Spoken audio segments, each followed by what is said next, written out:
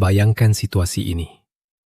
Rakan sekerja anda meminta tolong buat kerja yang bukan tugas anda. Anda tahu anda patut cakap tidak, tapi mulut anda terbuka dan yang keluar adalah, "Oklah, tak apa."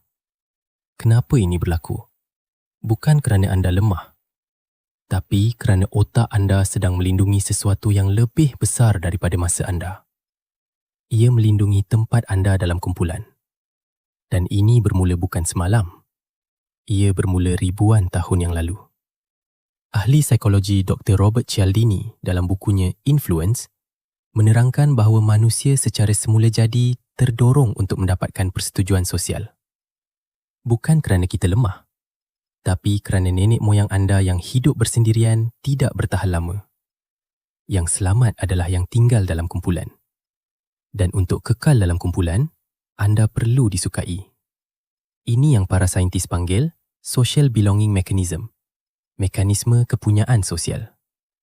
Tapi kenapa orang Malaysia khususnya nampak lebih teruk? Ini ada kaitan dengan sesuatu yang dipanggil collectivist culture, budaya kolektif. Penyelidik Gerd Hofstede mengkaji nilai budaya lebih 70 negara. Beliau mendapati Malaysia berada antara negara paling kolektif di dunia. Bermakna, identiti anda bukan sekadar tentang diri anda sendiri. Ia tentang keluarga, komuniti dan nama baik kumpulan anda.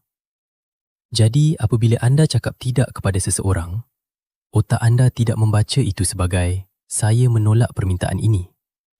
Otak anda membacanya sebagai "saya mencabar hubungan ini". Dan itu terasa seperti ancaman. Tapi ada lagi satu lapisan yang lebih dalam.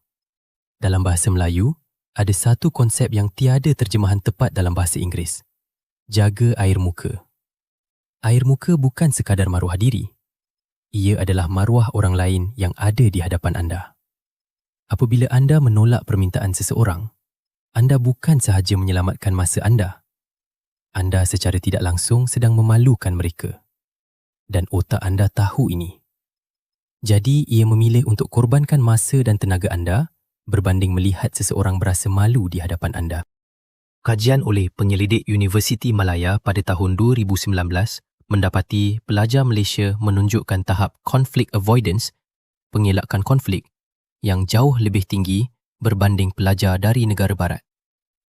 Mereka lebih memilih untuk bersetuju walaupun tidak berpuas hati, semata-mata untuk mengelak ketidakselesaan sosial.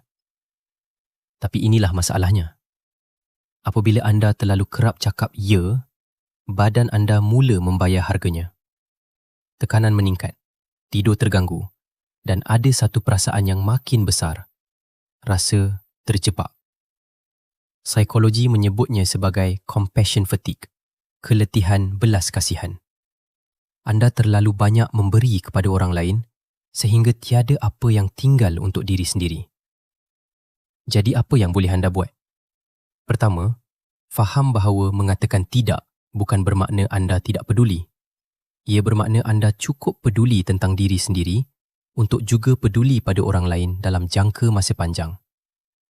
Kedua, gunakan penolakan yang lembut.